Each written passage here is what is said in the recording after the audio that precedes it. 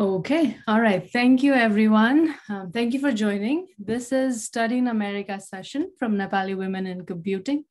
Yo session ma hami Nepal bata ya anywhere else in the world, America ma undergrad, masters or PhD program ko lagi के application process ma के huncha briefly discuss गर्ने छौं. But before we get to that, Reecha, next slide, please. Before we get to that, I wanted to talk about a brief agenda of this program. So this is a new program, new initiative within Nepali Women in Computing.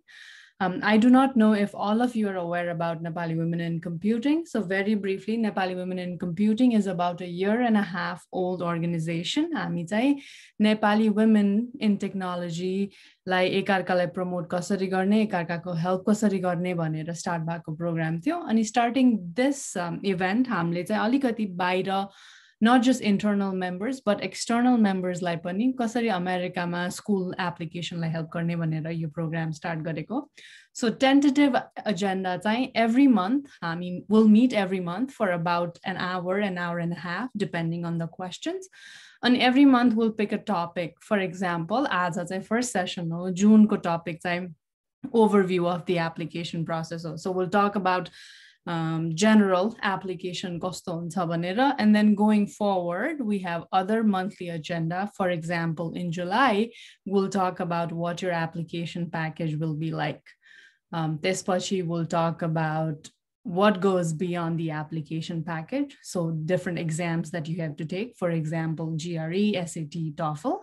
Tespachi you can see the agenda here. I'm not going to read all those, but here's the agenda. So we'll start today's session. We have an excellent speaker with us. We have Reecha Khanal, who is a member of Nepali Women in Computing. Reecha is a software engineer at Gainwell Technologies in California, United States of America. She came to United States in 2015 to pursue her undergraduate in computer science at the University of New Orleans, where she worked as a research assistant and a computer science mentor. In addition, she also is going to pursue her master's in University of Florida starting August of this year. So Reecha has experience in both applying to schools in undergrad as well as in masters. So she is one of the best people we can get help from. So I'll turn it over to Reecha, but before we do that, if you guys have any questions, please feel free to write the questions in the chat. Reecha, did you want them to speak up during the conversation or later? Yeah, I'm fine. Kunai pani point ma question huncha bhane sodha huncha, it's completely fine. Okay, so questions tha bhane chat ma lekhe huncha. I'll be the moderator and I'll make sure Reecha gets to the questions. And if we do not get to the questions at the end, हाम्रो email address pani dinchau हैन, त्यसमा पनि you can always reach out. We're happy to help. So with that, Reecha, over to you. Take it over. Okay. Let me know if you guys can see my screen. Yeah. Yeah. Okay. Namaste सबैजनालाई, welcome. So Nihit, thank you for the introduction. र निहितले भने जस्तै आजको session हो applying to USA schools को overview. र यसपछि अरु सेसन्सहरु हुन्छ जसले डिटेलमा जान्छ, तर यो सेसनमा चाहिँ we are just trying to see कि whole process के छ, कसरी move on हुन्छ भनेर एउटा overview मात्र दिन खोज्छौं. र before we start, मेरो aim through this presentation is कि US को applications मा चाहिँ there are details, there are steps हैन. र यसमा अल्झिन एकदमै सजिलो छ. So यो एप्लिकेसन प्रोसेसमा नअल्झिकन यसलाई अलिकति माथिबाट हेर्ने एउटा भ्यू अथवा भिजन दिन सक्नु चाहिँ मेरो आजको एम हो. र so okay, let me start with the contents. Okay, so initially चाहिँ म क्वेशन्सहरु आन्सर गर्दै जान्छु यो throughout this presentation. Questions जस्तै okay, when do we apply कहिले गर्ने हैन, अप्लाई गर्न सुरु कहिले गर्ने, के चाहिन्छ, कसरी अप्लाई गर्ने. So you के कसरी कस्तो क्वेशन्सहरु चाहिँ I'll try to answer through this presentation. Okay, starting with our first section जुन चाहिँ when to apply. So apply कहिले गर्न खोज्ने त भन्नु अगाडि चाहिँ हामीले के बुझ्न आवश्यक छ भने युएसमा सेमेस्टर सिस्टम कसरी वर्क गर्छ. So there is something called academic year युएसमा चाहिँ, जुन चाहिँ अगस्तबाट सुरु हुन्छ. दिस इज डिफरेन्ट फ्रम हाम्रो नर्मल इयर. जसरी नेपालमा आर्थिक वर्ष वैशाखबाट सुरु नभइकन पछि गएर सुरु हुन्छ असार साउनतिर, त्यसै गरी एकाडेमिक इयर जनवरीबाट सुरु नभइकन अगस्तबाट गएर सुरु हुन्छ. र यो एकाडेमिक इयरलाई 3टा भागमा डिभाइड गरिएको हुन्छ. र त्यो फल सेमेस्टर जुन चाहिँ अगस्तबाट सुरु भएर डिसेम्बरसम्म जान्छ. त्यसपछि स्प्रिङ सेमेस्टर जुन जनवरीबाट सुरु भएर मेसम्म जान्छ, र समर जुन मेबाट अगस्त. सो जेनरली डिस्ट्रिब्युसन कस्तो छ भने फल र स्प्रिङ लगभग 4 महिनाको हुन्छ, र समर अलिकति छोटो र धेरै केसमा अप्सनल पनि हुन्छ. सो यो सेमेस्टर सिस्टमको पोइन्ट के हो भने यो केसमा चाहिँ यदि 3टा छुट्टै सेमेस्टर हुन्छ, यदि 3 टाइममा पढाइ हुन्छ भने you can enter or you can apply for any 3 of these semesters mostly. तर ओके, हामीसँग सो 3टा अप्सन्स छ अप्लाई गर्नको लागि. फल, स्प्रिङ, समर. फल मतलब अगस्तमा अप्लाई गर्नको लागि, spring as in January, summer as in मेको लागि. तर कुन सेसनमा अप्लाई गर्ने भन्ने डिसाइड गर्नुको लागि चाहिँ there are few things we might need to consider. पहिलो थिङ चाहिँ हाम्रो क्राइटेरिया के हो भन्ने कुराले त्यो डिसिजनमा हेल्प गर्छ. First criteria is do you have time constraints. होइन, मलाई चाहिँ सपोज म ब्याचलर्स गर्दैछु, मलाई ब्याचलर्स सक्नु बित्तिकै मलाई मास्टर्स कन्टिन्यू गर्नु मिल्छ, मन छ भने चाहिँ you it might be better for you नजिकैको सेमेस्टरमा जानु, सबभन्दा नजिक हुन्छ त्यसमा अप्लाई गर्नुको लागि. अर्को क्राइटेरिया, होइन मलाई चाहिँ स्कलरसिप्स खोज्नु छ, मलाई फाइनेन्सियल एड खोज्नु छ भने चाहिँ maybe fall might be a better idea, किनभने स्प्रिङ र समर टर्म्समा फन्डिङ लिमिटेड हुनसक्छ. र यसको रिजन चाहिँ के हो भने जेनरली युएसमा मोस्ट स्टुडेन्ट्सले हाई स्कुल अथवा मोस्ट स्टुडेन्ट्सले ब्याचलर्स सिध्याउँछन् मेमा, र धेरै स्टुडेन्टहरू चाहिँ ग्याप नलिकन मेबाट सिधै अगस्तको फल सेसन जोइन गर्छन्. सो सिन्स धेरै मान्छेले एकैचोटि फल सेसन जोइन गर्छन्, एकाडेमिक इयरको सुरुमा आएको बजेट फल सेसनमा गएको स्टुडेन्ट्सहरूमा धेरै खर्च हुन्छ, एटलिस्ट सबै नभए पनि धेरै बजेट जान्छ. त्यसले गर्दाखेरि स्प्रिङ सेमेस्टरको फन्डिङ चाहिँ अभाइलेबल नहुन सक्छ. र मैले नहुन सक्छ भनेर चाहिँ किनभने हुन पनि सक्छ, यु क्यान स्टिल अप्लाई, तर इट्स लिमिटेड. सो त्यो 2टा कुरा भयो. अर्को कुरा भनेको चाहिँ सबै युनिभर्सिटीहरूले समर र स्प्रिङको लागि एप्लिकेसन लिन्छ भन्ने हुँदैन. स्पेसली मास्टर्स र पिएचडीमा चाहिँ यो कुरा ट्रु हो भन्न मिल्दैन.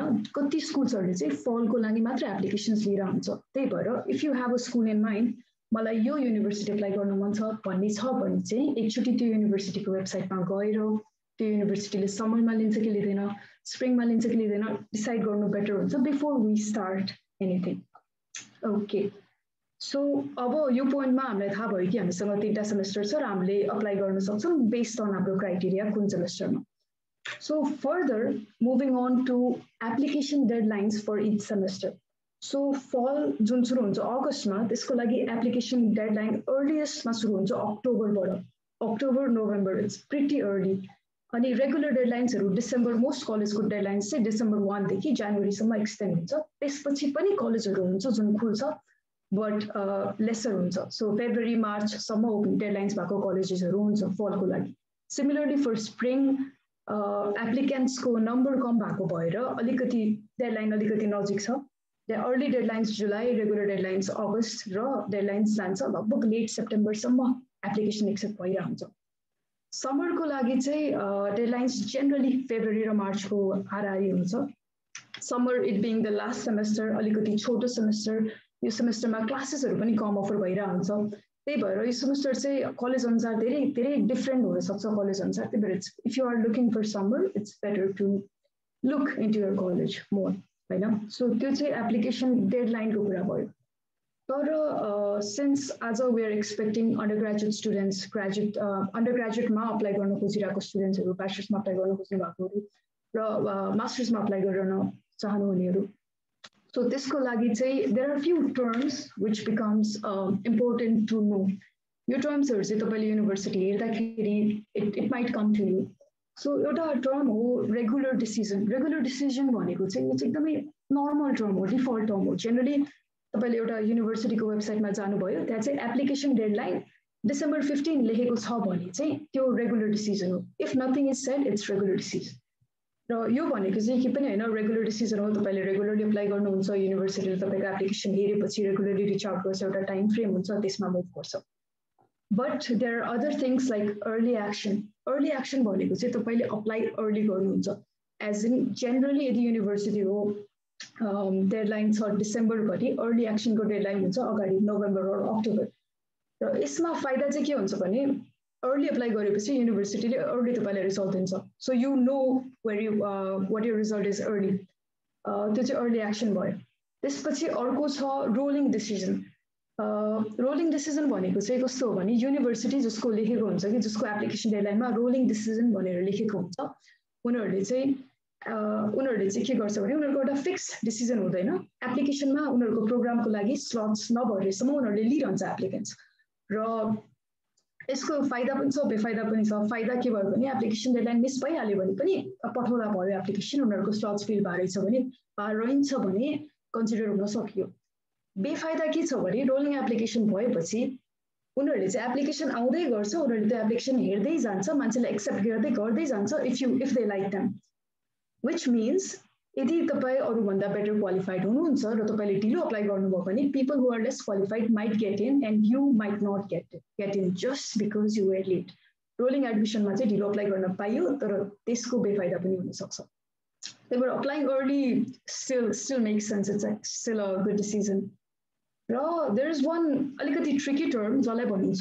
early decision यो term चाहिँ it's more famous with undergraduate schools ब्याचलर्समा अप्लाई गर्न लाग्नु भएको मान्छेहरु चाहिँ अलिकति यसमा केयरफुल हुनु होला किनभने यो चाहिँ एउटा बाइन्डिङ डिसिजन हो बाइन्डिङ डिसिजन मतलब तपाईले if you get in that school तपाईले त्यो स्कुलले सेलेक्ट गर्यो भने तपाईले त्यहाँ जानै पर्छ हैन you have to go in and you have to reject all of your other schools so unless त्यो स्कुललाई फाइनान्शियली अफोर्ड गर्न सक्नुहुन्न भने त्यहाँ चाहिँ अप्लाई नगर्नु राम्रो हुन्छ बाइन्डिङ डिसिजन हो अरु कुनै डिसिजन बाइन्डिङ डिसिजन हैन rolling decision early action regular decision is all good तपाईले acceptance आएपछि रिजेक्ट गर्न सक्नुहुन्छ you have that तर early decision मा you already made the decision while applying so just be careful about that so यो basic कुरा भयो as an example मैले few screenshots राखेको छु हैन फर्स्ट स्क्रिनशट हेर्दाखेरि चाहिँ you can see त्यहाँ भनेको छ early decision so that's how you know मैले early decision मा अप्लाई गरिरहेको छु कि छैन भनेर चाहिँ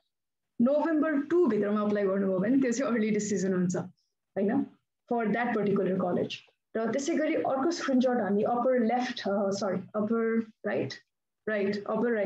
राइटमा हेर्दाखेरि चाहिँ के छ भने जसरी you can see there early एक्सनको डेडलाइन दिएको छ अनि तलपट्टि रेगुलर डिसिजनको डेडलाइन दिएको छ हैन सो यसरी चाहिँ deadlines you can find it युनिभर्सिटीको वेबसाइटमा that's how you look for deadlines र तलको दुईटा इमेज इज प्रिटी इन्ट्रेस्टिङ यो चाहिँ युनिभर्सिटी अफ न्यू ओर्लिन्सको इमेज हो यसमा मैले अन्डरग्रेजुएट गरेको थिएँ डजन्ट म्याटर तर के हो भने युनिभर्सिटी अफ न्यू ओर्लिन्सको वेबसाइटमा चाहिँ if you look into deadlines हैन इन्टरनेसनल एप्लिकेन्ट्सहरूको लागि फलको डेडलाइन भनिएको छ जुलाई 1 हैन तर यदि स्कलरशिप सेक्सनमा गएर हेर्ने हो भने फेब्रुअरी 1 भन्दा अगाडि आएको एप्लिकेन्ट्सहरूलाई मात्र स्कलरशिपमा कन्सिडर गरिन्छ अथवा स्कलरशिपको डेडलाइन चाहिँ फेब्रुअरी 1 भनेर लेखिएको छ त्यही भएर एप्लिकेसन डेडलाइन ढिलो छ भने पनि कलेजको स्कलरशिपको लागि कन्सिडर हुन फन्डिङको लागि कन्सिडर हुन चाहिँ it might be important to submit your application early specially यो केसहरू हुन्छ स्पेशली ब्याचलर्समा मास्टर्समा पनि अर्ली हेल्प्स बट यस्तो स्कलरशिप डेडलाइन्सहरू चाहिँ it's more for undergraduates So if you are looking into schools को funding section, scholarship section मा गएर पनि एकचोटी deadlinesहरू हेर्नु चाहिँ important हुन्छ. Okay, so यो चाहिँ undergraduate examples थियो. I have few examples for graduate application deadline. So first image चाहिँ मैले राखेको छु यो as a example कि मैले अघि भनेको थिएँ सबै युनिभर्सिटीहरूले स्प्रिङ र समरमा लिन्छ भन्ने छैन. So first screenshot मा if you can see त्यो entry मा PhD र masters को लागि चाहिँ fall only भनेर लेखेको छ मतलब कि त्यो युनिभर्सिटीले स्प्रिङ मा एप्लिकेसन लिनेवाला छैन कम्प्युटर साइन्स को लागि फेरि तल बायो इन्फर्मेटिक्स मा स्प्रिङ एन्ड fall भनेको छ which means you can apply for both spring and fall अगस्त र जनवरी सेसन को लागि र डेडलाइन सिमिलर छ सो यसरी थाहा हुन्छ कि युनिभर्सिटीले एक्सेप्ट गर्छ कि गर्दैन भनेर or if not clear you can ask them एउटा email as simple as that त्यसपछि अर्को छ राइट अर्को सेकेन्ड इमेजमा चाहिँ ग्रेजुएटको लागि अर्ली एक्सन डेडलाइन इन्टरनेसनल एप्लिकेन्ट्सहरूलाई फन्डिङलाई कन्सिडर हुनलाई चाहिँ January 15 भित्र अप्लाई गर है भनेर लेखेको छ वेबसाइटमा. So these are few things we need to be careful about. र लास्ट एक्जाम्पल चाहिँ हाम्रो रोलिङ एडमिसनको एक्जाम्पल हो, which was तपाईँले एप्लिकेसन बुझाउँदा हुन्छ स्लट्स फिल भएको छैन भने उनीहरूले कन्सिडर गर्छ. अनि the earlier you give your applications, earlier they're going to look into it, or earlier तपाईँले डिसिजन लिन्छ. So that's about rolling admissions. So till this point हामीले कभर गर्यौं few कुराहरू. हामीले कभर गर्यौं US को सेमेस्टर कन्सेप्ट्सहरू. So कहिले apply गर्न पाइयो भन्ने कुरालाई हामीले कभर गर्यौं र अप्लाई गर्दाखेरि डेडलाइन्सहरू कसरी याद गर्ने भन्ने कुरालाई कभर गर्यौं. अब चाहिँ फर्दर गर्दाखेरि अब हामीलाई एप्लिकेसन डेडलाइन त थाहा भयो हैन. एप्लिकेसन डेडलाइन अहिलेसम्म हामीले देखे अनुसार कति छ भने लगभग 4-5 महिना अगाडि छ मोस्टली. एप्लिकेसन डेडलाइन थाहा भयो, तर अब एक्चुअली एप्लिकेसन प्रोसेस कहिले सुरु गर्ने त, when do we actually start भन्ने कन्सेप्टको लागि चाहिँ हामी नेक्स्ट स्लाइडमा गरौँ. सो फल सेमेस्टरको डेडलाइन स्टार्टिङ अक्टोबर, स्प्रिङ सेमेस्टरको डेडलाइन स्टार्टिङ जुलाई, लगभग अगस्त. डेडलाइन पछि त it's not in your hand. Deadline पछि जे गर्छ युनिभर्सिटीले गर्छ, डिपार्टमेन्टले गर्छ. There is not much you can do हैन. आफ्नो हातमा धेरै कुराहरू हुँदैन. हामीले गर्न सक्ने कुरा भनेको चाहिँ डेडलाइन अगाडि हो.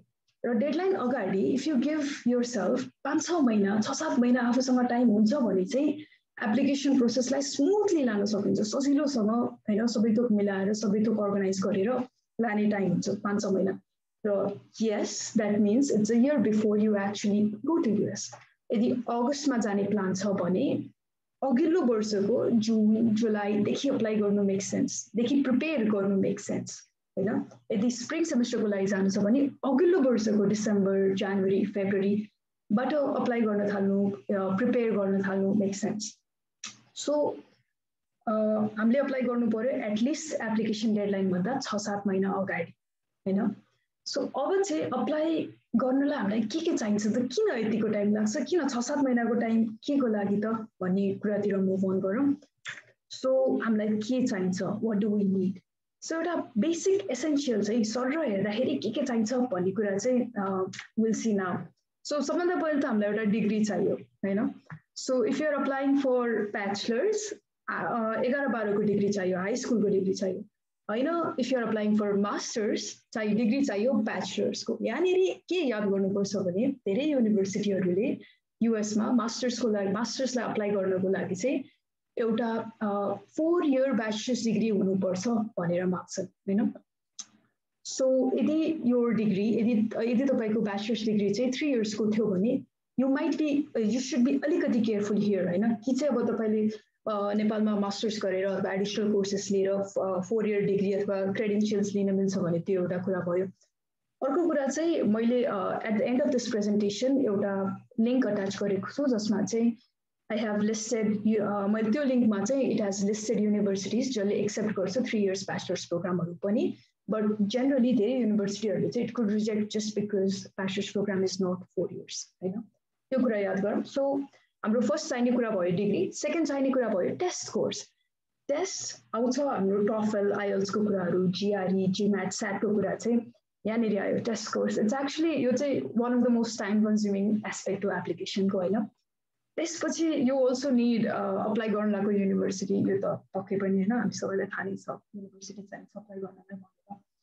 त्यसपछि चाहिँ अर्को कुरामा चाहिँ एप्लिकेसन मटेरियल्सहरू जुन जसमा सिम्पल कुराहरू जस्तै statement of purpose, letter of recommendation, transcripts हैन, मार्कसिटहरू अनि रेजुमेहरू, आफ्नो एक्स्ट्रा करिकुलर केही छ, वर्क एक्सपिरियन्स छ, इन्टर्नसिप छ भने त्यसको डिटेल्सहरू चाहिन्छ एप्लिकेसनको लागि.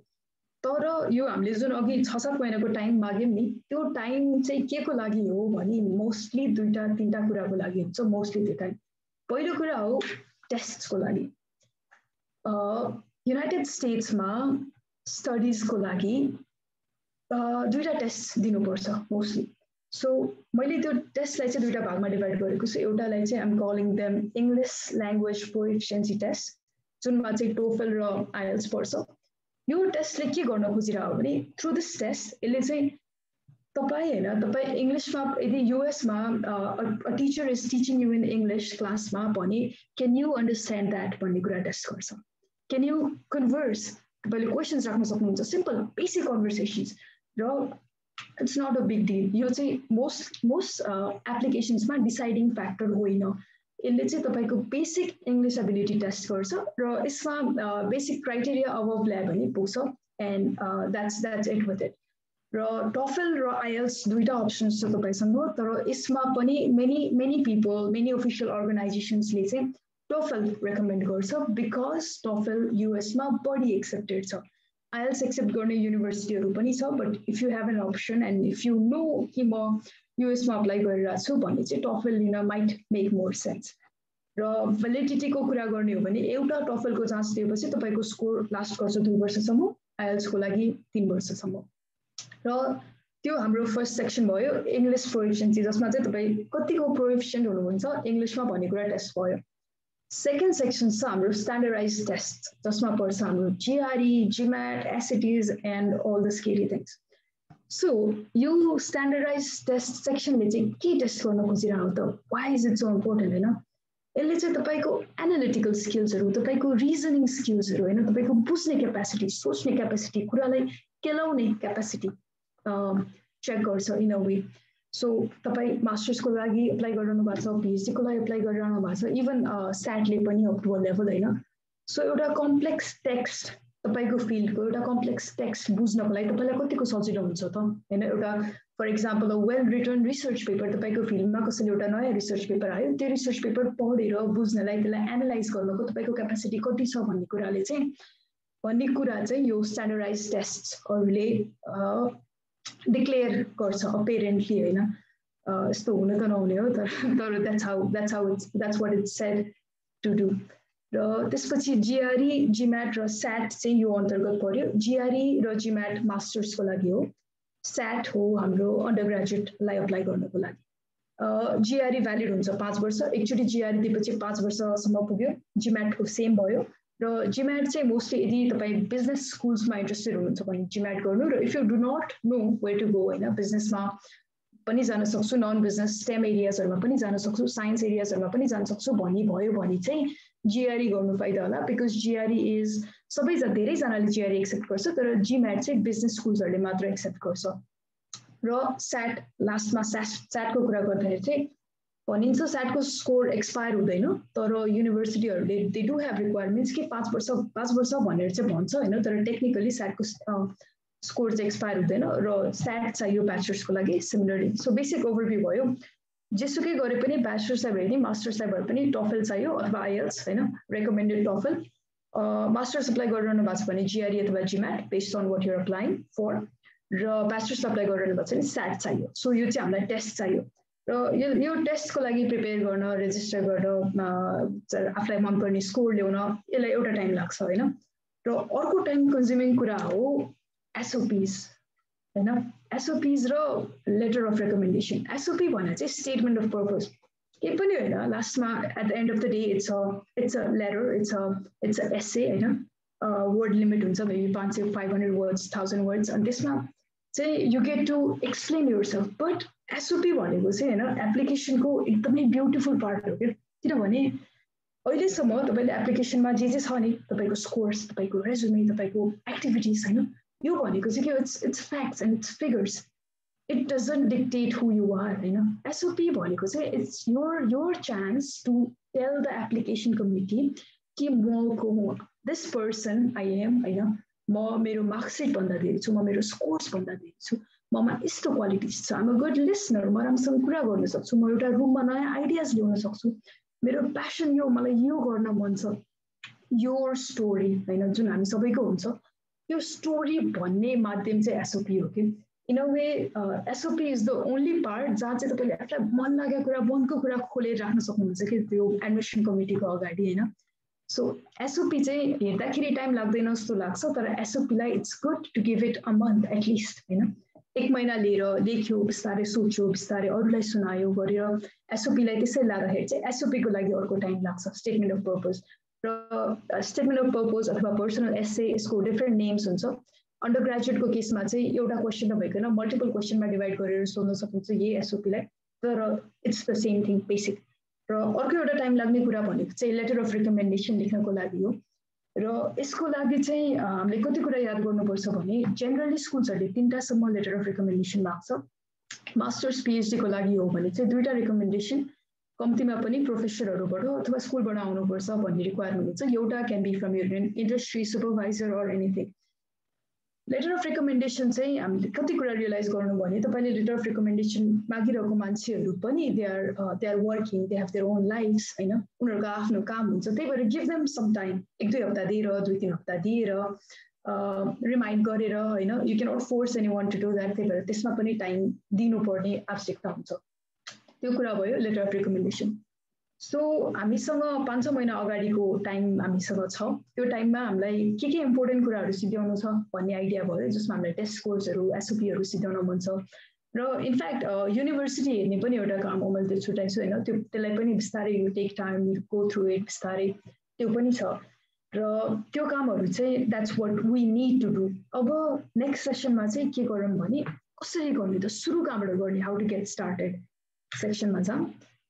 र यो सेक्सनलाई चाहिँ मैले चाहिँ यो सेक्सनलाई अब कसरी राख्दाखेरि तपाईहरुलाई बुझ्न सजिलो हुन्छ होला भनेर हल्का सोच्न ट्राई गरेँ हैन र मैले सुरु गरे चाहिँ अब मैले चाहिँ कसरी डिभाइड गरेँ भने टेस्टहरुमा कसरी सुरु गर्ने एसओपी कसरी सुरु गर्ने भनेर मैले सिधा डिभाइड गर्दैन मैले यसरी ट्रिट गरेछु कि यसलाई एउटा सिद्धाएर मात्र अर्को हुन्छ भनेर ट्रिट गरेछु तर यो सेक्सनलाई तपाईहरुले कसरी ट्रिट गर्नु भने यो सेक्सनलाई साइड बाइ साइड लान सकिन्छ है जीआरई गर्दा गर्दै कलेजहरु सो हिड्दै गर्न सकिन्छ हैन यसो कहिलेकाहीँ मलाई एसओपीमा के लेख्ने भनेर आइडिया आयो भने I can just write it up so you can take it parallelly लान सकिन्छ कुराहरुलाई यो ब्लक वाइज गर्नु पर्दैन सो पहिलो कुरा चाहिँ getting started with the test हाम्रो जीआरई जीम्याट एसएटी सुरु कसरी गर्ने ओके सुरु कसरी गर्ने भन्ने कुरा भयो फर्स्ट थिङ चाहिँ हैन सो एउटा कमन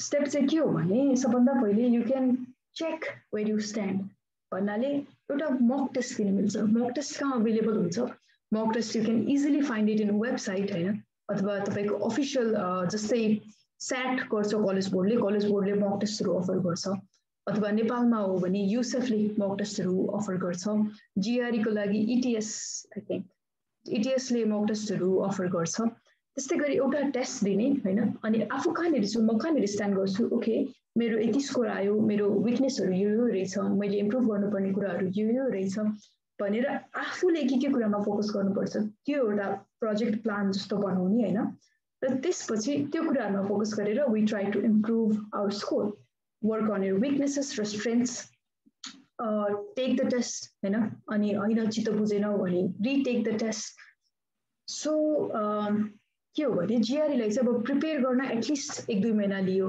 हैन अनि त्यसपछि टेस्ट दियो if you don't get what you want you might want to prepare again and retake the test so यो जीआरई को when I am saying GRE यहाँनेरि it's all I also mean GMAT SATs हैन सबै अरु टेस्टहरुलाई पनि so when you are taking a test र त्यो टेस्टको रिजल्ट तपाईले सोचे अनुसार आउन सक्छ नआउन सक्छ 2-3 घण्टाको कुरामा एउटा टेस्टमा मैले सोचेकै रिजल्ट ल्याउँछु भनेर मान्न माइट नट बी लजिकल हैन त्यसले गर्दाखेरि चाहिँ त्यो 3-4 महिनाको टाइम चाहिँ यो टेस्टहरुलाई दिन make sense and it's helpful त्यसले गर्दाखेरि तपाईलाई प्रेसरमा आएर कुनै पनि टेस्ट लिइरहनु पर्दैन you can distribute your resources easily बिस्तारै आफ्नो विकनेसेस स्ट्रेन्थ्सलाई डेभलप गर्दै जान सक्नुहुन्छ र त्यसरी you can take a test र टेस्ट कहिले लिने भन्ने कुरामा चाहिँ के कुरा याद राख्नु पर्यो भने एउटा कुरा चाहिँ सबै हामीले देख्यौं कि जीआरई होस् जीम्याट होस् स्याट होस् यिनीहरू 5 वर्षसम्म भ्यालिड छ हैन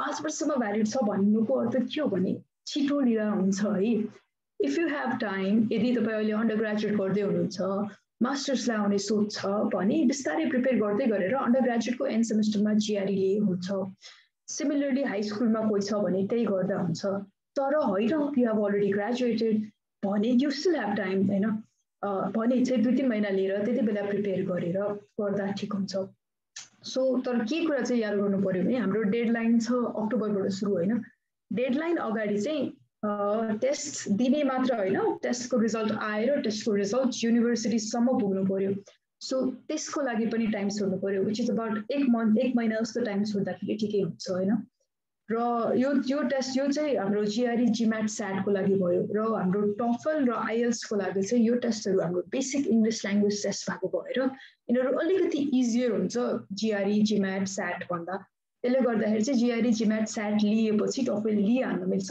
र यिनीहरुको भ्यालिडिटी पनि अलिकति कम हुन्छ त्यही भएर अलिकति क्लोजर एप्लिकेसन तिर अलिकति क्लोजर भएर TOEFL हरु लिँदाखेरि चाहिँ फरक पर्दैन र अर्को कुरा चाहिँ if you have a deadline अनि TOEFL स्कोर्सहरु पुगेको छैन भने चाहिँ युनिभर्सिटीलाई you might be able to request कि हे मैले GRE दिएँ मैले स्कोर्सहरु पठाएँ TOEFL को स्कोर्स चाहिँ आइपुगेको छैन could you wait for this भनेर रिक्वेस्ट गर्न चाहिँ मिल्छ एटलिस्ट अन्डरग्रेजुएटमा चाहिँ मिल्छ सो यहाँ चाहिँ this is how we get started हैन यसरी चाहिँ अब that's how you just get started हाम्रो अरु सेसन्सहरुमा चाहिँ this thing goes more into detail तर अहिले बेसिकमा स्टार्ट गर्दाखेरि चाहिँ this is how you start त्यसपछि सेकेन्ड इम्पोर्टेन्ट कुरा भनेको चाहिँ SOPs त छँदैछ हैन तर युनिभर्सिटिजहरु पनि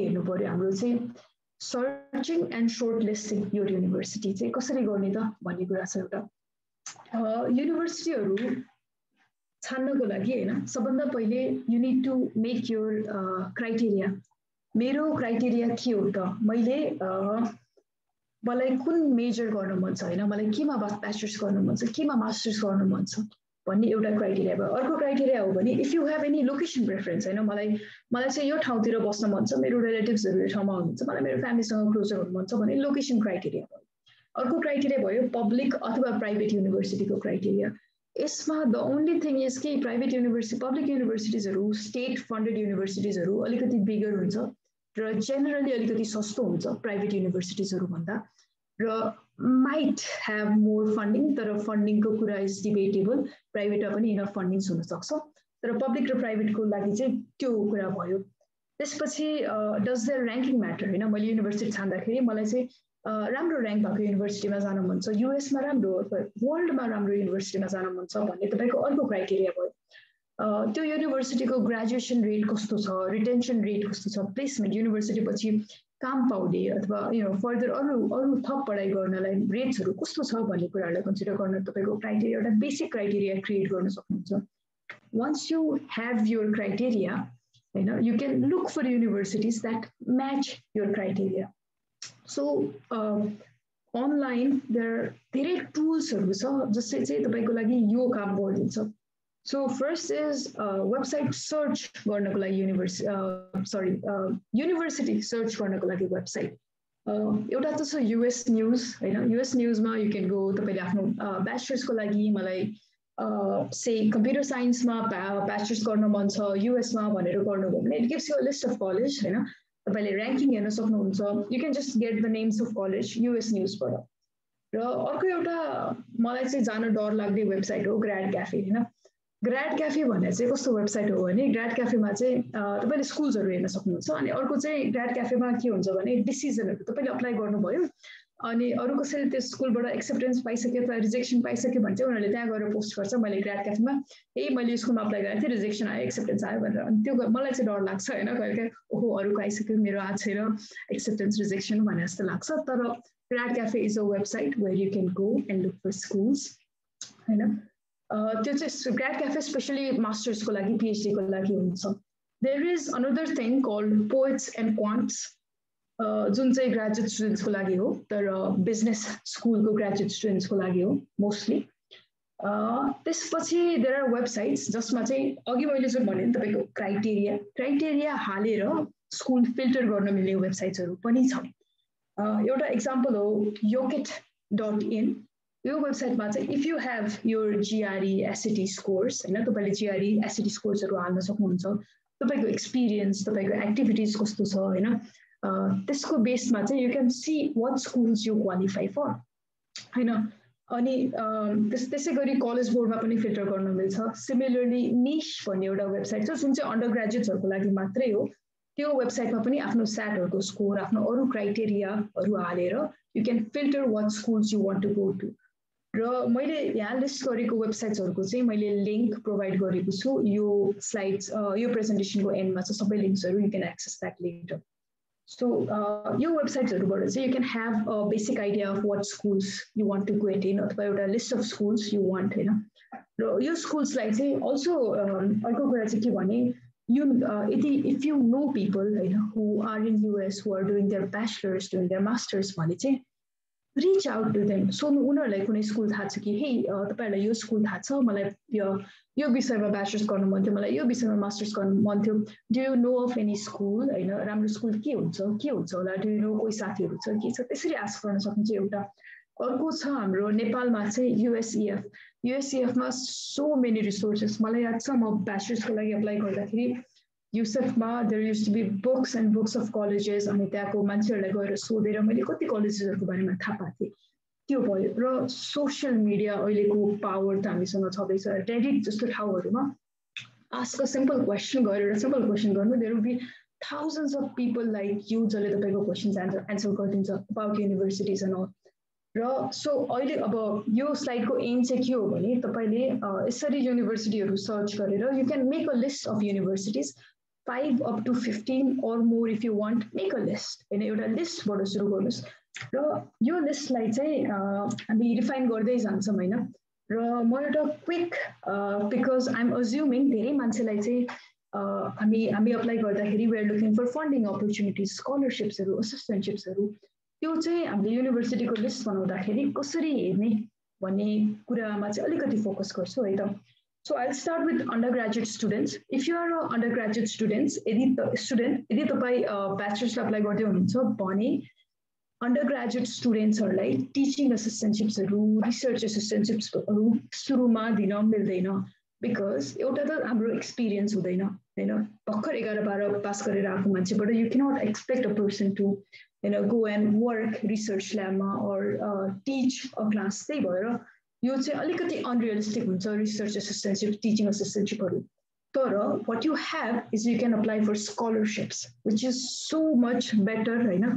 ब्याचलर्समा चाहिँ स्कलरशिप्सको फाइदा के हो भने स्कलरशिप्स भएपछि most of the time scholarship भएपछि सिधै you don't have to do anything.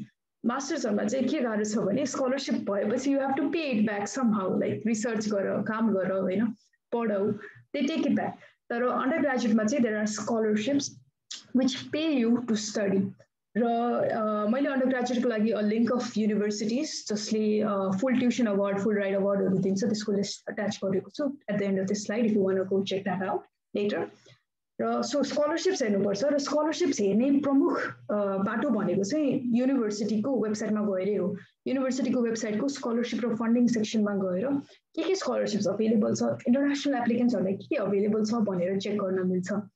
र you can reach out कसलाई गर्ने भन्दाखेरि रिच आउट गर्ने एडमिशन्सको मान्छेलाई, हे म यसरी अप्लाई गर्दैछु युनिभर्सिटीमा स्कलरशिपहरु के अवेलेबल छ भनेर सोध्न मिल्छ। त्यसै गरी कलेज अफ साइन्स मैले यहाँ लेखेँ, तर तपाई जुन मेजरलाई अप्लाई गर्न खोज्दै हुनुहुन्छ, जुन विषयलाई अप्लाई गर्न खोज्दै हुनुहुन्छ त्यो विषयको कलेज हुन्छ। Generally college of science, college of liberal arts, college of business, college of mathematics, यस्तो कुराहरुमा चाहिँ you can go to that college अनि वेबसाइटमा त्यो कलेजको हेड मान्छेको नाम लेखेर नाम पिकअप गर्नु, इमेल पिकअप गर्नु, जस्ट राइट इमेल, मलाई स्कलरशिप चाहिरहेको थियो, is there any, can I apply for any भनेर। त्यसै गरी तपाईलाई एडभाइजर्सहरु असाइन गर्छ कलेजले, which you can find on websites or तपाई एक्सेप्ट भइसक्नु भएको छ भने चाहिँ they will probably reach out to you। त्यो केसमा चाहिँ तपाई त्यो मान्छेहरुसँग कन्ट्याक्ट गर्नुहुन्छ स्कलरशिपहरु के छ भनेर बुझ्नको लागि। त्यो भयो अन्डरग्रेजुएटको लागि। र अब when you are a graduate student or a PhD student, welcome to life अब बिस्तारै हुन्छ नि अलिकति दुःख हुँदै जान्छ हैन स्कलरशिपहरु पाउनलाई। नट सो ग्रेजुएट स्टुडेन्ट्सहरुले चाहिँ you have to look for teaching and research assistantships, specially मास्टर्सको लागि चाहिँ स्कलरशिप्सहरु पनि अवेलेबल हुन्छ। र अन्डरग्रेजुएट जस्तै गरी you can go look it in the websites हैन, तपाईले रिच आउट गर्न सक्नुहुन्छ आफ्नो डिपार्टमेन्टलाई, ग्रेजुएट स्कुललाई, एडमिसन कमिटीलाई स्कलरशिप्सहरुको बारेमा बुझ्न if it's not in the website. र त्यसै गरी त्यसको माथि master student can apply for teaching and research assistantships, जसको लागि चाहिँ इदर डिपार्टमेन्टमा तपाईले अप्लाई गर्न लाग्नु भएको डिपार्टमेन्टमा एप्लिकेसन्सहरु छ भने त्यहाँबाट, नभए प्रोफेसर्सहरुलाई कन्ट्याक्ट गरेर you can ask to be considered for those positions हैन।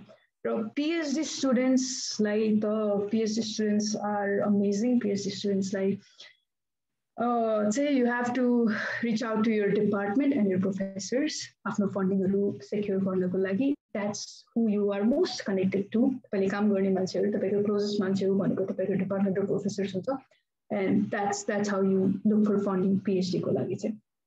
So that's that. त्यसपछि हामी थियौं हाम्रो युनिभर्सिटीको लिस्टमा. युनिभर्सिटीको लिस्ट रिडिफाइन गर्दाखेरि चाहिँ how do we redefine it भन्दाखेरि there are दुईटा तरिकाहरु. एउटा चाहिँ academically हैन, तपाईसँग a list of universities छ भने त्यसलाई academically define गर्न सक्नुहुन्छ र financially redefine गर्न सक्नुहुन्छ. Academically कसरी गर्ने भन्दाखेरि चाहिँ ओके यो युनिभर्सिटीमा पढाइ कतिको गाह्रो छ, पढाइ कतिको रिगरस छ भन्ने कुरा कन्सिडर गर्न सक्नुहुन्छ हैन. अर्को चाहिँ रिसर्च अपर्चुनिटिजहरु कतिको छ, रिसर्च अपर्चुनिटिजहरु कतिको छ हैन. त्यो भनेको के हो भने वेबसाइट, युनिभर्सिटीको वेबसाइटमा गएर डिपार्टमेन्टमा गएर रिसर्चेस कतिको भइराछ भनेर लिटरली लिंक फलो गर्ने कुरा हो हैन. र यदि तपाईहरु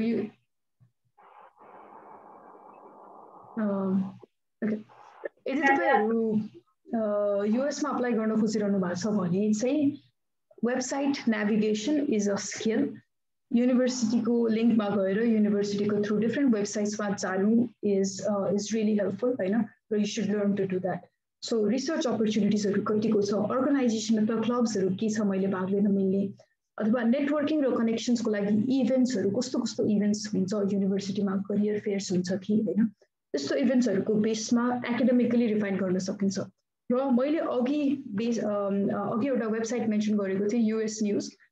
त्यसमा चाहिँ यु क्यान अल्सो सी कुनै एउटा युनिभर्सिटी र्याङ्क कति गर्छ त युएसमा अथवा वर्ल्डमा हैन. युएसमा कतिको र्याङ्क गर्छ भन्ने चाहिँ इन्फर्मेसन त्यस्तो वेबसाइटहरुबाट लिएर यु क्यान से ओके या सो युनिभर्सिटीको र्याङ्किङ अनुसार you can redefine your list university list हैन. र फाइनान्शियली पनि रिडिफाइन गर्न सक्नुहुन्छ, जस्तै कि स्कलरशिप अथवा फन्डिङ अपर्चुनिटिजहरु कतिको अवेलेबल छ त्यो युनिभर्सिटीमा. अर्को कुरा चाहिँ यदि त्यो युनिभर्सिटीले तपाईलाई पार्शियल स्कलरशिप दियो अथवा पार्शियल फन्डिङ दियो भने would you be able, financially able to attend that university भन्ने कुरालाई याद गर्नु आवश्यक हुन्छ. अर्को कुरा चाहिँ स्कुल्सहरु हैन, स्कुल्सहरु जसमा तपाईले फाइनान्शियल एड नभइकन जानै सक्नु हुँदैन त्यो स्कुल्सहरु हुन्छ हैन. सो रिडिफाइन गर्दाखेरि चाहिँ यस्तो कुराहरुलाई याद राख्नु कि यो स्कुलले मलाई असिस्टेन्टशिप दिएन भने मैले अफोर्ड गर्न सक्छु कि सक्दिन भन्ने कुरालाई पनि याद गर्दाखेरि बेटर हुन्छ. तर यसको मतलब यो होइन कि असिस्टेन्टशिप भएन भने अफोर्ड गर्न नसक्ने स्कुलमा अप्लाई नगर्ने होइन कि you still can apply except apply for assistantships and everything हैन. तर just be mindful of that कि मैले अफोर्ड गर्न सक्ने युनिभर्सिटीमा पनि अप्लाई गर्नुपर्छ भन्ने कुराहरूलाई चाहिँ अलिकति ध्यानमा राख्नु होला. So that's that. र यो प्रोसेसमा चाहिँ के हुन्छ भने you are gonna go through a lot of universities हैन. थुप्रै युनिभर्सिटिज आउँछ जसको तपाईले डेडलाइन्सहरु चेक गर्नुहुन्छ, एभरेज जीपीए चेक गर्नुहुन्छ, जीआर स्कोर कति रहेछ त्यहाँको स्टुडेन्ट्सहरुको भनेर चेक गर्नुहुन्छ, एप्लिकेसन फी कति रहेछ भनेर चेक गर्नुहुन्छ हैन. र यो चाहिँ इट गेट्स मेसी के. यो प्रोसेसमा चाहिँ you need to track your information हैन. त्यसको लागि चाहिँ के गर्नु भने this is something I did हैन. As simple as make a excel sheet. एउटा एक्सेल सिटमा तपाईले के गर्न सक्नुहुन्छ, युनिभर्सिटीको नामहरु लेख्नु, तपाईले रिसर्च गरेको युनिभर्सिटीको हैन, यसलाई रिफाइन गर्दै जानु. र यो नट ओन्ली अप्लाई रिसर्च गर्ने बेला बट अप्लाई गर्ने बेला पनि हैन. You can go for like युनिभर्सिटीको नाम लेख्नु, डेडलाइन लेख्नु, रिकमेन्डर्सहरु को रिच आउट गरी के भइराछ, so that you don't lose track of anything. Funding डेडलाइन्सहरु सब ट्र्याक गरेर यसरी राख्यो भने चाहिँ फलो गर्न अलिकति सजिलो हुन्छ हैन. Do not trust your mind with that. It's a little bit tricky हुँदै जान्छ यो कुराहरु चाहिँ. So यसरी you can keep track of your information.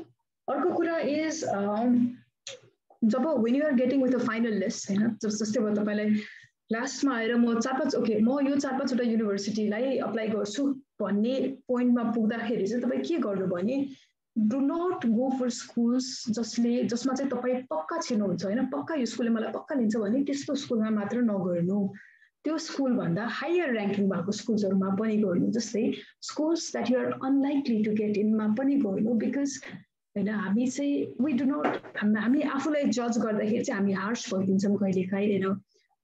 Your application material might be strong enough. त्यो स्कुल्समा सबैको GPA सबैको GRE score, average GRE score, if you do not match the GRE score criteria, SAT score criteria, immediately भने पनि तपाईँको overall application material, application quality, letter of recommendation, statement of purpose ले गर्दाखेरि तपाईँको application राम्रो हुन सक्छ. त्यही भएर it's good to apply to schools that you might not get into either, हैन. त्यही भएर suppose 5-6वटा युनिभर्सिटी 6वटा युनिभर्सिटी छ भने चाहिँ मेबी मलाई छिन एकदमै गाह्रो हुन्छ जस्तो लाग्यो युनिभर्सिटीमा चाहिँ एउटा युनिभर्सिटी पिक गर्नु हैन. म छिन पनि सक्छु if things turn out well म छिर्छु होला भने चाहिँ दुईटा जस्तो गर्नु अथवा सेफ स्कुल्स दुईटा जस्तो गर्नु त्यसरी डिभाइड गरिदिनु हैन. just so that सबै टाइपको युनिभर्सिटीमा अप्लाई गरिरहनु भएको छ. र अर्को कुरा चाहिँ please do not be scared of big names, Harvard, Stanford, MIT हैन. यिनीहरू at the end of the day यिनीहरू युनिभर्सिटी हो. At the end of the day त्यहाँ पढ्ने मान्छेहरू हामी जस्तो स्टुडेन्ट्सहरू हो हैन. So if you want to apply to something, please apply. Do not be scared. If you want to reach out to someone there, please do. These are not reserved for special people. Normal people, we are capable, we can do it. So do not be scared of the names.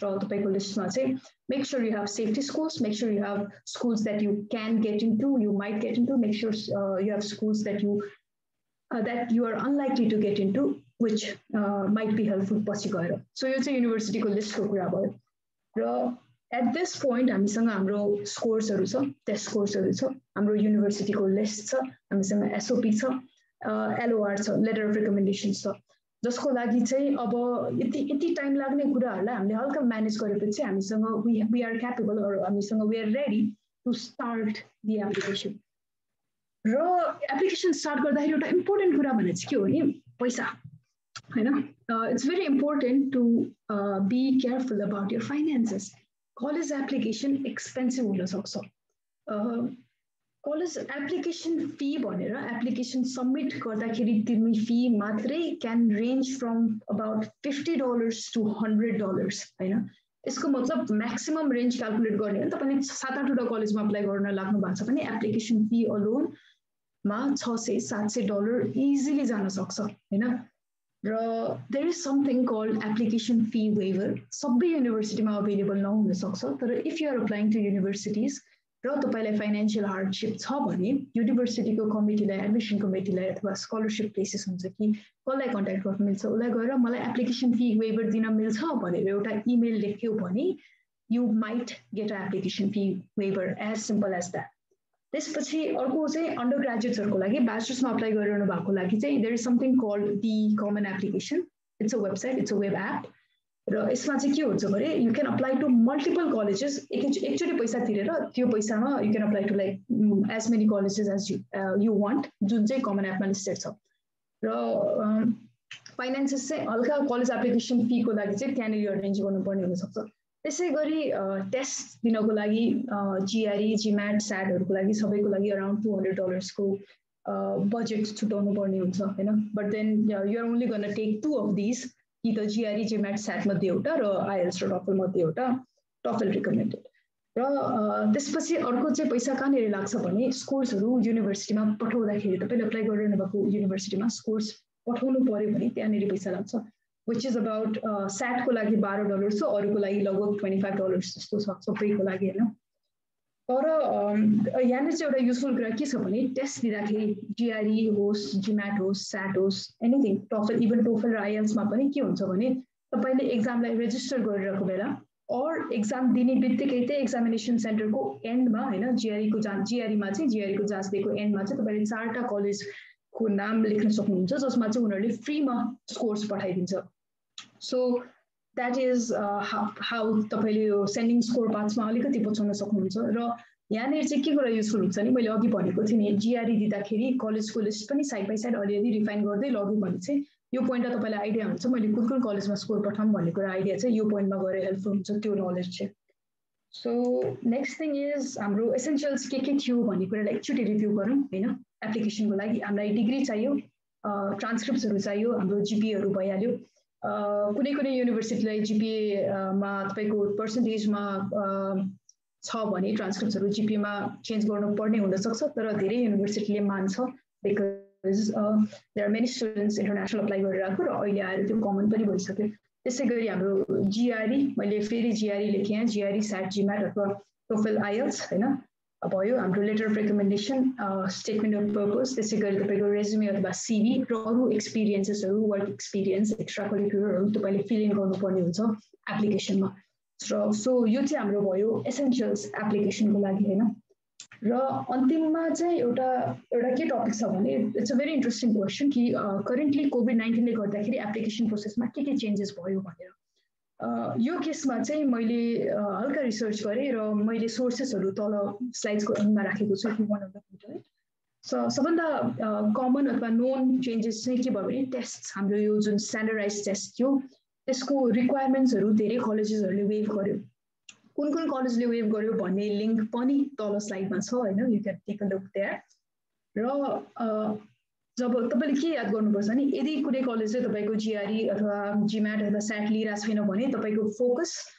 त्यो सेक्सनबाट हटेर अरु application मटेरियल्समा हुन्छ so GRE SAT लिइरा छैन भने चाहिँ के भयो भने एप्लिकेसन मटेरियल अरु एप्लिकेसन मटेरियललाई प्रायोरिटी दिन्छ SOPI लाई प्रायोरिटी दिन्छ GPA लाई प्रायोरिटी दिन्छ सो अरु एप्लिकेसन प्याकेज पनि स्ट्रङ बनाउनु पर्ने आवश्यक हुन्छ है र GRE जस्तै GRE चाहिँ घरबाट लिने मिल्ने बनाएको थियो हैन चेन्जेस त्यसरी भएको थियो र मैले पर्सनली अप्लाई गर्दाखेरि चाहिँ मैले के रियलाइज गरेको थिएँ भने कलेजेसहरु चाहिँ they are being very helpful जस्तै मलाई चाहिँ एउटा डकुमेन्ट पठाउनु पर्ने थियो मलाई नेपालबाट मगाउनु पर्ने थियो मैले भने कलेजमा इमेल गरेँ मेरो कोभिड यस्तो छ मैले डकुमेन्ट लिन पाइन क्यान यु वेभ दिस भनेर लेख्यो they were like yeah okay will waive it this time भएर उनीहरुले वेभ गर्दियो हैन सो त्यस्तो केसहरुमा चाहिँ कलेजेसहरु अलिकति बढी कन्सिडरेट भइरहेको थियो र सिन्स इट्स अलरेडी अहिले जुन भयो हैन जुन 2020 भएको कारणले गर्दाखेरि 2021 भएको भएर चाहिँ 2022 मा यो चेन्जेस हुन्छ भन्ने चाहिँ छैन पर्सनली मैले मास्टर्स एप्लाई गरेको स्कुलले चाहिँ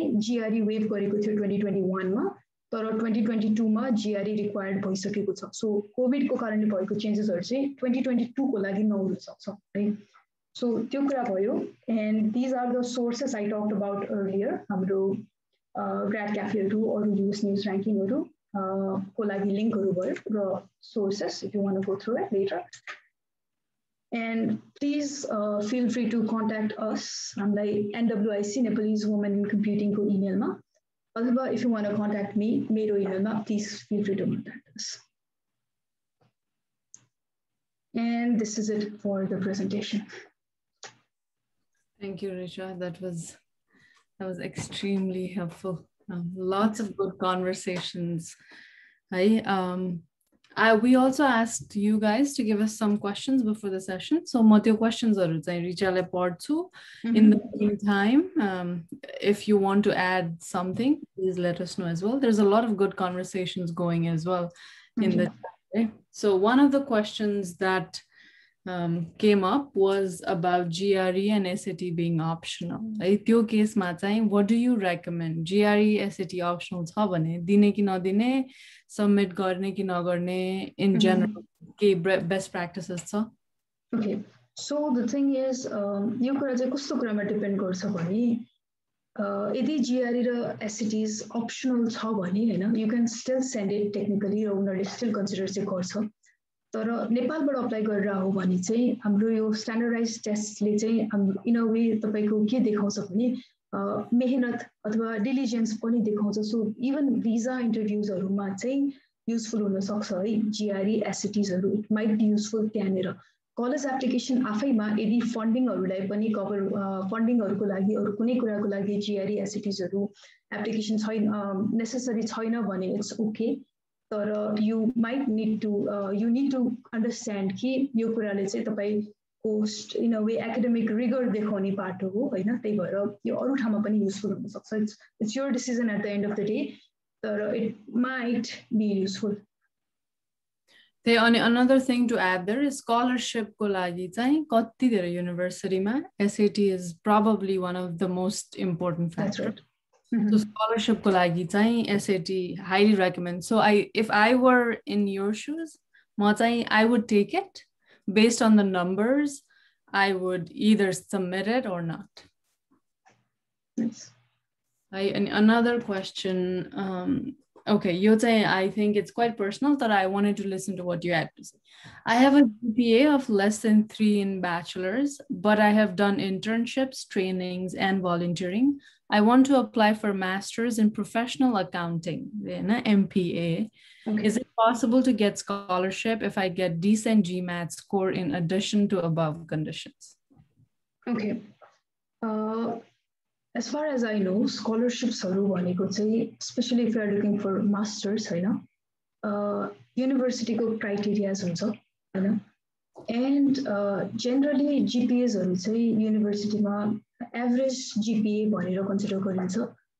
If your GPA is like right below university average GPA below there and if cover up internships of GMAT you might actually be eligible for scholarships.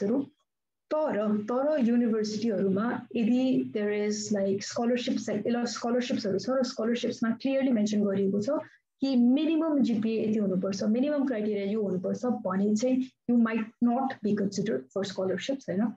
Since masters is more about reaching out to professors, talking to department, the experience matters a lot, so it's still very possible to get some sort of funding.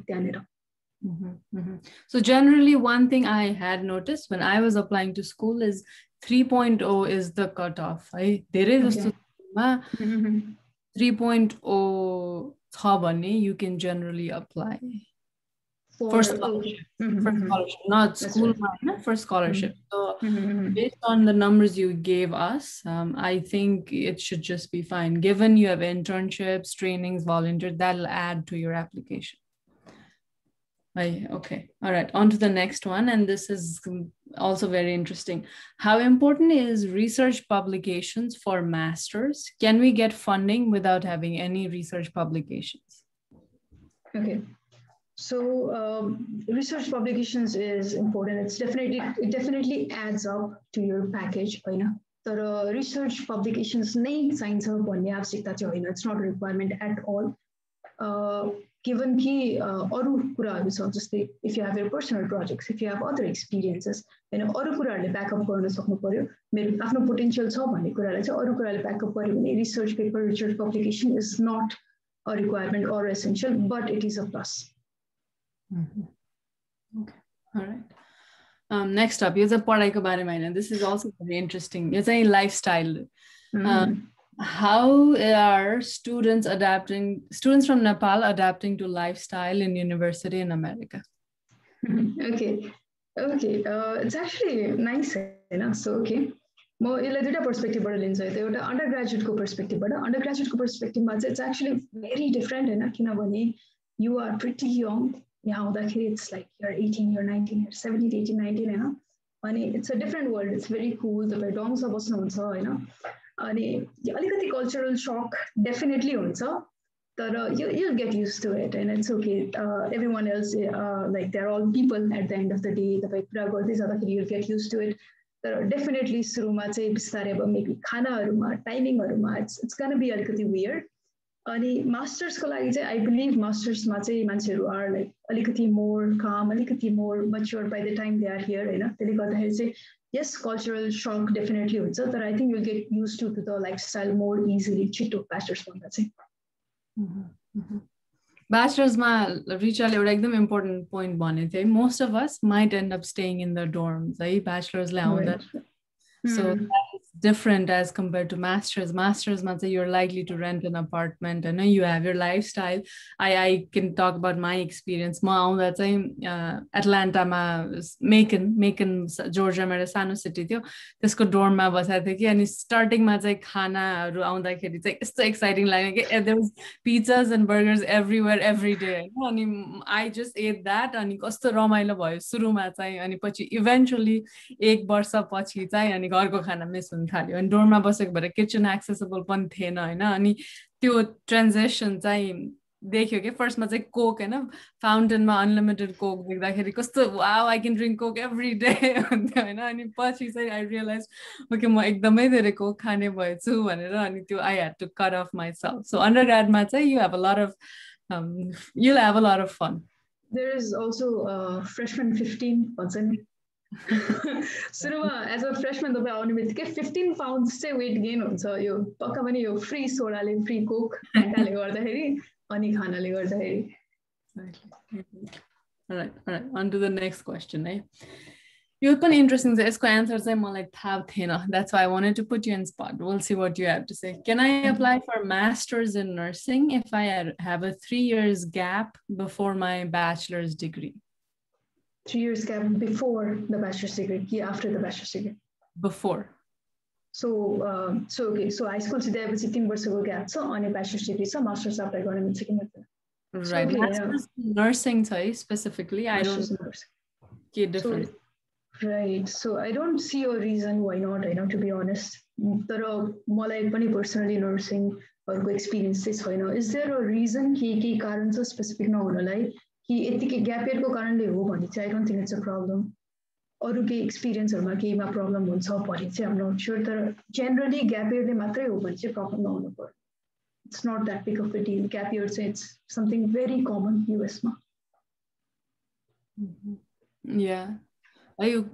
Whose question was this? If you are on the chat, feel free to unmute yourself and give us more information. Tara gap year, yeah, Reecha, हामीलाई चाहिँ त्यो एकदम we find it quite interesting and different. यहाँ चाहिँ मान्छेहरूले एकदमै it's okay to take their time to figure things out. So high school पछि 12 सकिने बित्तिकै कलेज जान्छ भन्ने पनि त्यो होइन यहाँ हुँदैन के मान्छेहरूले नजान पनि सक्छ है अनि सो द्याट्स इफ ग्याप इयरमा आफूलाई एक्सप्लोर गर्ने फिगर आउट गर्ने के पढ्न मन छ त्यस्तो यहाँ एकदमै धेरै अप्सन्स हुन्छ सो त्यस्तो हो भन्ने चाहिँ केही हुँदैन तर स्पेसिफिकली चाहिँ मलाई थाहा छैन है whoever asked this question if you're on the chat please unmute and give us more details. Okay. In fact, if it helps, मैले पनि 2 वर्ष ग्याप इयर लिएर आएको हाई स्कुल पछि 11-12 पछि मैले ग्याप इयर लिएर 2 वर्ष फुल ग्याप इयर लिएर ब्याचलर्स आएको थिएँ and no problems. Okay. All right. Maybe on to the next question. This is also I have picked all interesting questions. I have got an honors degree from UK University. Do we need to equivalent that to TU for admissions? TU Driven University one out.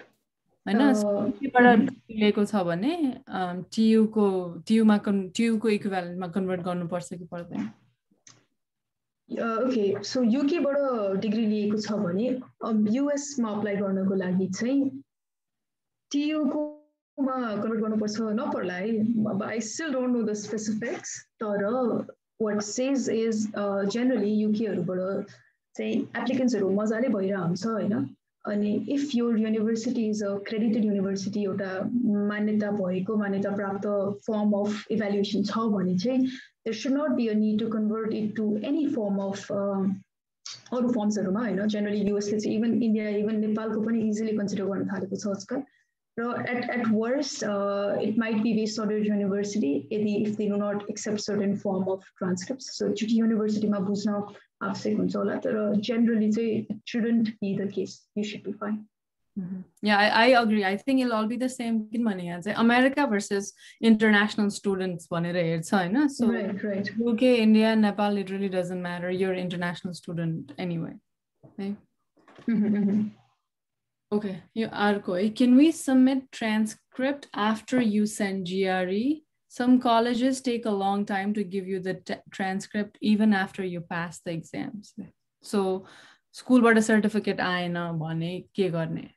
Okay, so के हुन्छ भने हैन तपाईले it's very flexible in a way तपाईले US application को बारेमा सोच्दाखेरि चाहिँ it's not strict straightforward very strict हुँदैन हैन यदि तपाईसँग फाइनल ट्रान्सक्रिप्ट छैन भने र तपाईसँग अरु लाइक मिड सेमेस्टर्सको मार्कशीट्सहरु ट्रान्सक्रिप्ट छ भने चाहिँ यु क्यान जस्ट एउटा स्क्यान गरेर make a PDF of it call it a unofficial transcript हैन यो अफिशियल चाहिँ हैन तर this is what I have र तपाई युनिभर्सिटीबाट एक्सेप्टेन्स आएपछि I can send you the official transcript भनेर रिक्वेस्ट गर्न मिल्छ र इभन मैले अहिले मास्टर्स एप्लाई गर्दाखेरि चाहिँ कति युनिभर्सिटीहरुले अफिशियल ट्रान्सक्रिप्ट माग्दैन थियो अनलेस यु आर एक्सेप्टेड लास्टमा गएर सुरुमा एउटा स्क्यान पीडीएफ भए पुग्छ हैन एज सिम्पल एज तपाईको ओके ग्रेड्सहरु लेखेको अथवा पर्सेन्टेज लेखेको पेपर स्क्यान गरेर एउटा हैन कम्पाइल गरेर first year to last year गर्दैसम्म मात्र पनि पुग्छ यदि सम फर्म अफ ट्रान्सक्रिप्ट छ भने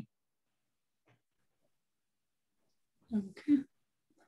All right. Another one. I heard that there might be interviews during selection process, especially for masters and PhD. Do you have any suggestions as to how to approach these interviews? Okay, so personally, I didn't have to interview. I had a friend who interviewed for masters. I'm not sure if I'll be able to provide any suggestions. As far as I know, masters, PhD ko lagi interview reach out गर्दाखेरि चाहिँ it could be your professors who are reaching out. Professors को aim त्यहाँनिर चाहिँ के हुन्छ भने to see तिम्रो research interest के छ, are you really like if तिमीहरूको उनीहरूलाई चाहिएको कुरा तिमीले प्रोभाइड गर्न सक्छौ कि नै भन्ने कुराहरू चाहिँ प्रोफेसर्सहरूले अथवा if other admission committee भयो भने it might be less related to your field, less like exactly technical नहुन सक्छ. प्रोफेसर्सहरू भयो भने चाहिँ they are going to look into what exactly they need. Okay, मलाई रिसर्च यस्तो कुरा भइरहेछ, तिम्रो ब्याकग्राउन्ड कस्तो छ, will you be able to do that भन्ने कुरा चाहिँ प्रोफेसर्सहरूले हेर्छ. That's what they look into it. Nihit, if you have anything to add. Yeah, that is true. I know interview pani, there are two types of interviews. Mero case ma, especially PhD ko case ma, they will invite you over after you get admitted. So two interviews, you're already admitted, you can be relaxed. In fact, you have the upper end. It's like you're interviewing them if you want to come to their school. That's a different case. But I think what they're actually asking here is master's belama application ko process ma chai interviews pani huncha haina kunai kunai ma and tesma chai I think what they're actually looking for is your past experience and your ability to talk about it. So a lot of times presentation garnu parcha testo ma chai past work presentation or presentation of anything that you are interested in. It could be really anything. The key there is that you should be able to speak about things in your resume confidently and correctly. So your credibility, basically your credibility, and tespachi, like Reecha said, if you're a match or not. If you're credible in say something that is completely out of the professor's area of research, then it's not a match. Hey, okay, all right. Next. Two questions about letter of recommendations. What are the process of getting letter of recommendations? And how can we make our letter of recommendation good? Okay. So first thing, process letter of recommendation, application there is going to be a place where it says name 3 people who can write your recommendation letter. Master's PhD they might have specified कि 2 जना मान्छे चाहिँ academics बाट हुनुपर्छ है. It should be your professors, teachers, someone you have worked closely with academia मा भनेर master's PhD मा चाहिँ mention गरेको हुन्छ. One person might be industry को manager, supervisor हरू हुन सक्छ.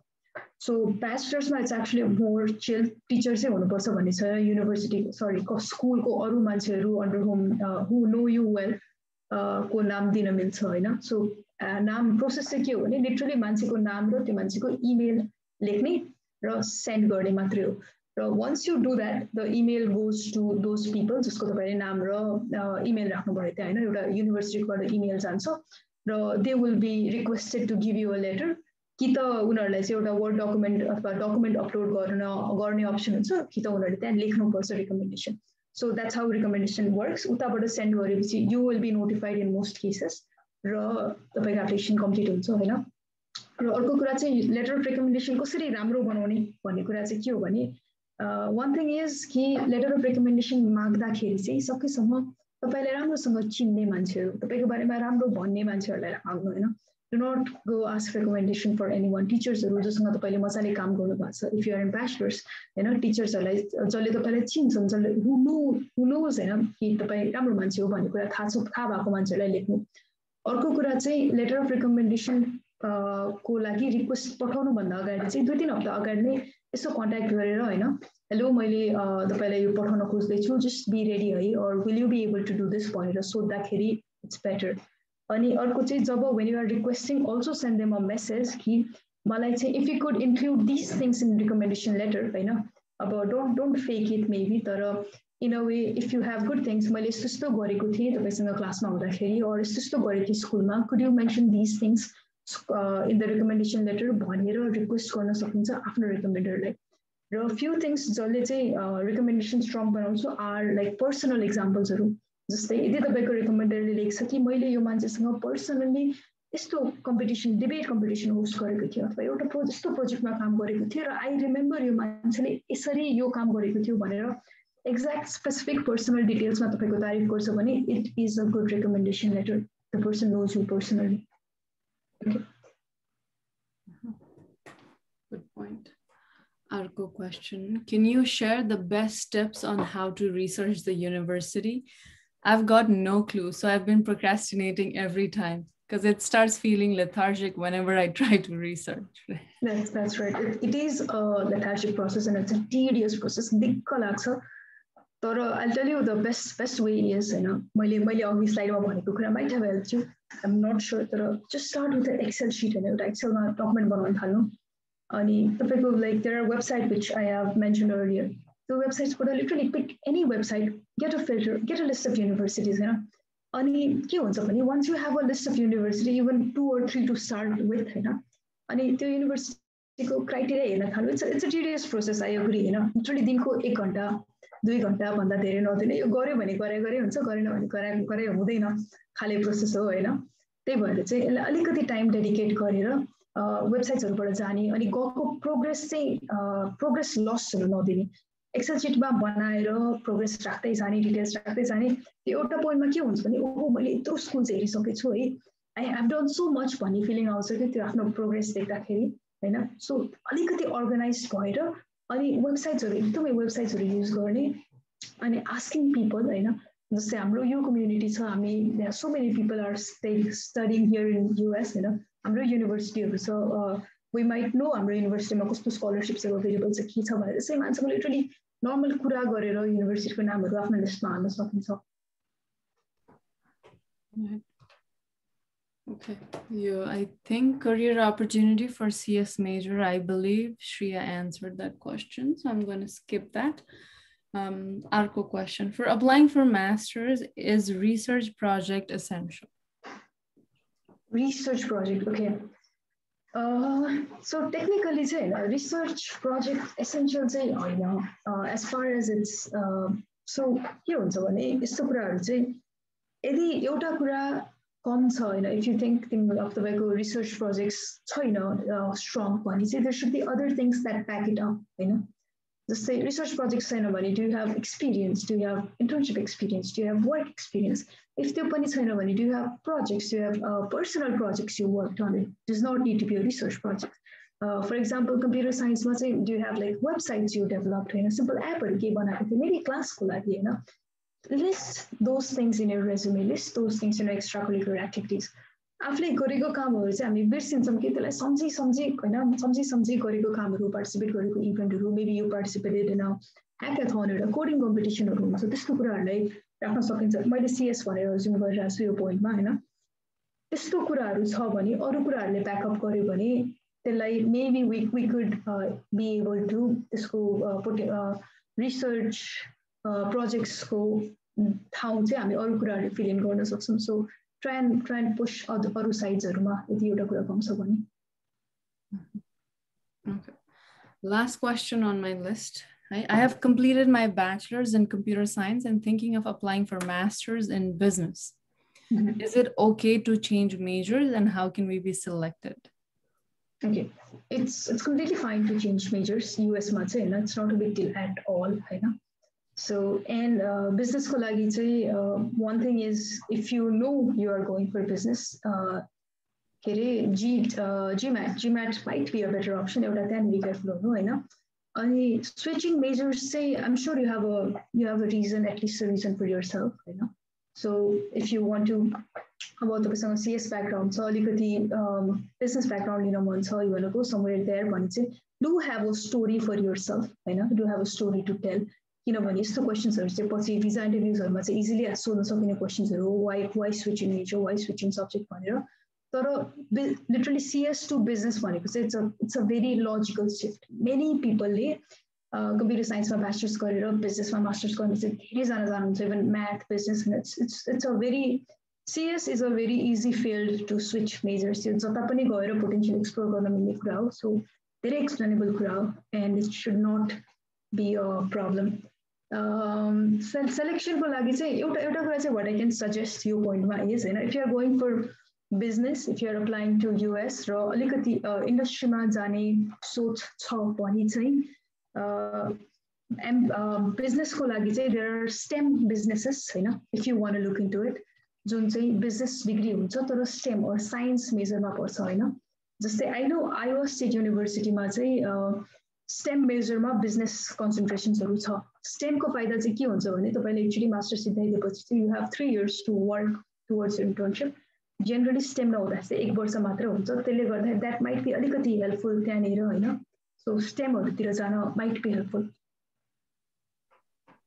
business मा चाहिँ all right okay one last iota if I'm not wrong we can apply for a PhD degree directly after our bachelor's I wanted to know how is the PhD program directly after a bachelor's degree different from PhD after a master's okay so it is true PhD bachelor's पछि सिधै गर्न मिल्छ त्यो चाहिँ मलाई थाहा छ I think Nihit will be a better person तर म अलिकति भन्दिहाल्छु नि so bachelor's पछि हैन so it's still bachelor's पछि र master's पछि you can do PhD both हैन र bachelor's पछि गर्यो भन्दैमा it's not you're not going to skip the master's को time चाहिँ हैन you have to take those courses technically the PhD मा गएर लिइन्छ हैन तर you still have to fill up the knowledge that you would have gained from master's र in fact छिटो हुन सक्छ जस्तो लाग्छ मलाई चाहिँ master's बाट सिधै PhD गर्दाखेरि चाहिँ PhD को period might be faster than bachelor's बाट PhD गर्दाखेरि what do you say It depends. It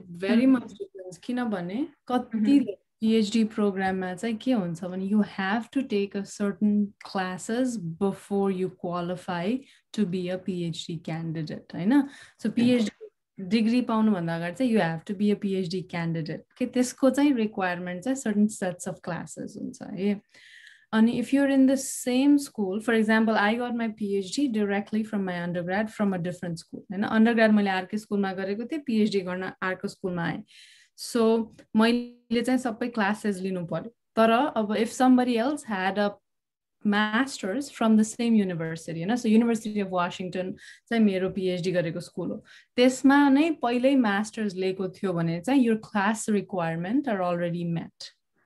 And त्यो वेले चाहिँ your process will be expedited and your process will be faster there तर अर्को स्कुलमा छ भने so for example University of Washington हैन say तिमीले हार्वर्ड बाट नै मास्टर्स गरेर आएको भए पनि it depends on University of Washington Washingtonले हार्वर्डको क्लासेसलाई कसरी हेर्छ हैन does it say this is equal to our masters त्यो हो भने चाहिँ you will speed up त्यो हैन भने चाहिँ you will have to sit and take the classes अनि त्यतिखेर it might probably be easier किनभने you're basically repeating the same class again so तिम्रो effort चाहिँ कम हुन सक्छ तर time wise चाहिँ you might not be in a better place so similarly नै हुन्छ अनि त्यो भएको हुनाले चाहिँ अनि के recommend नै actually United States of America मा चाहिँ के नै recommend गरेको छ भने आजकल चाहिँ Masters अलिकति especially typical PhD एकदमै popular हुने फिल्डहरुमा चाहिँ masters धेरै गर्ने चलन नै आजकल गइसक्यो के बरु के गर्छ भने मान्छेहरुले हैन अनि this is something that you guys might find helpful undergrad बाट directly PhD program मा आएर बरु masters लिएर चाहिँ quit गर्छ के कति जनाले and that's not wrong that's completely acceptable completely legal हैन you just realize that you're not made for PhD initially you have thought bachelor's बाट आउँदा चाहिँ PhD गर्न सक्छु जस्तो लागेको थियो तर later you realize that it's not for you and that is quite common actually so that is also something that a lot of my friends have done पहिला सुरुमा PhD मा enroll भएर अनि masters मात्रै लिएर गएको पनि है अब another one I understand that the application process is not straightforward as it seems, and in Nepal, many times we get into problems involving office work and paperwork that even cannot think about and affect our timelines. What are some difficulties in the process of applying that you think would be really helpful? Your question ko Pratik, are you online? Do you want to unmute yourself and speak up?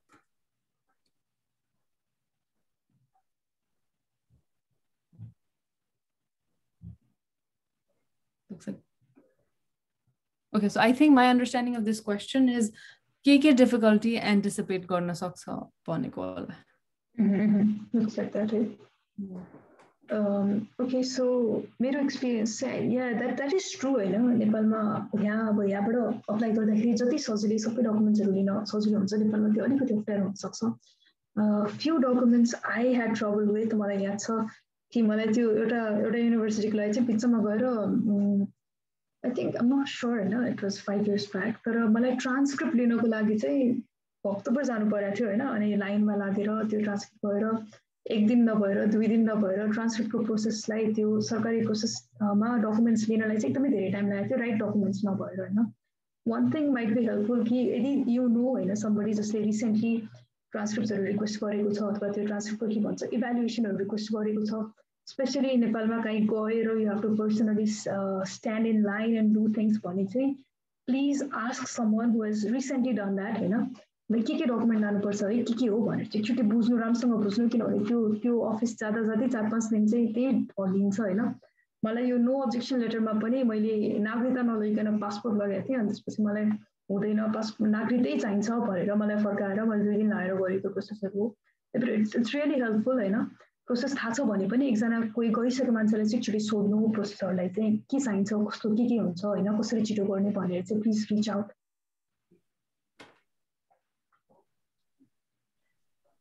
I have a question. Yeah. So मैले चाहिँ fall 22 मा apply गर्छु भनेर के रे target गरिरहेको छु हैन अनि अहिले जीआरई रेजिस्टर गर्न लाग्दाखेरि चाहिँ सबै नोभेम्बर सम्मको सबै अलरेडी बुक्ड भनेर देखायो. डिसेम्बरमा पनि 2-4 दिन मात्र बाँकी अनि सोध्दाखेरि पछि खुल्छ यो लकडाउन सकेपछि स्पट्सहरु खुल्छ त भन्यो तर अब स्योर त छैन नि त. सो अब यस्तो केसेसमा चाहिँ what would you suggest? Okay, I'm not sure. GRE को at home tests available छ कि छैन नेपालमा? Last time चाहिँ थियो रे तर यो पाली चाहिँ अब स्योर छैन. Okay, so yeah, it doesn't look like there is much you can do हैन यो केसमा चाहिँ अब I think जति बेला earliest date available you find it, please take it and about तिमीसँग अरु बिचमा गएर अगाडिको डेटहरु भेट्यो भने we can probably reschedule it. But if not, if unfortunately you दिन भ्याइएन भने चाहिँ you might be able to talk to a university कि मैले हाम्रो कन्ट्रीमा यस्तो कन्डिसनहरु छ could you waive it for me अथवा मैले पछि दिन पाए भने चाहिँ I can send this course भनेर you might be able to talk to universities. तर अब do try to take it if it's available. पाइयो भने पाइयो नभए चाहिँ request गर्न मिल्छ जस्तो कुराहरु चाहिँ. Communication is a very important thing हैन. Just communicating the situation as to your department, to your admission people might get some help.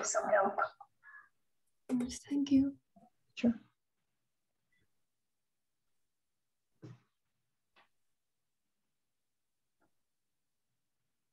Okay. All right. So if that is all the questions we have, any more questions? Anybody, please feel free to unmute yourself, speak up. Or questions that China. Okay, so if there are no more questions, I'd like to thank all of you. Thanks, Reecha. It was very helpful, very eye-opening. I did this process twice, but I learned something new today. So thank you for that. अब July we'll have a continuation of this session. July session will look into grades, personal statements, and essays. त्यो हेर्छौं हामीले जुलाईको सेसनमा यस्तै नै हुन्छ same format. We'll have a different speaker. So please join us there. If you have any questions in the meantime, please reach out to us, nepaliwic@gmail.com. Also, Reechaको contact pani yaha cha. If you have any questions, please let us know. Yes, this video will be recorded. Nepali Women in Computing ko YouTube channel cha, tesma auncha. Give us a couple of days. We'll upload it there. Ani, please feel free to reach out to Nepali Women in Computing about any other questions that you might have about who we are, what do we do, if you're interested in being a member, everything and anything related to technology, we'll do our best to help. Same email, nepaliwic@gmail.com. With that, Reecha, anything else? Any last words? Okay, yeah, Malay, thank you, Wonderbirsena. Thank you so much for being here. I know it's a Sunday morning, Nepalma. Thank you for being here. Thank you for doing this, Shreya, Nihit, everyone. So yeah, I'm thankful to Mom, grateful to this college. All right. Thank you, everyone. We'll see you in the next session.